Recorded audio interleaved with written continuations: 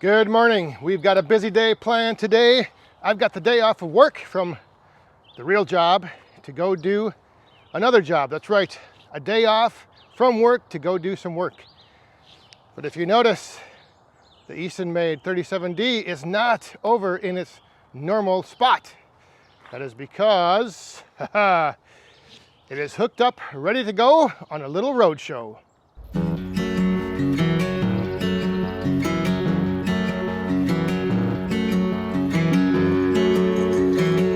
So at my real job, my day job, one of the things that me and my team do is we are always looking for ways to innovate and just think outside of the box. And I think that's the same thing that applies with firewood, is sometimes you just have to think outside the box and take a little different approach to something just to, well, try it out and find out if it might be a better solution for what you're doing.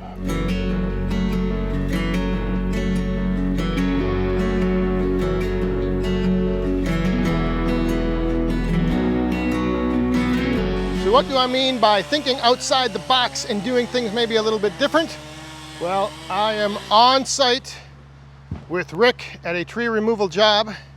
But what we're going to do today, instead of bringing logs back to the woodyard, we are going to bring back split firewood. There are two huge maple trees back here that they are taking down.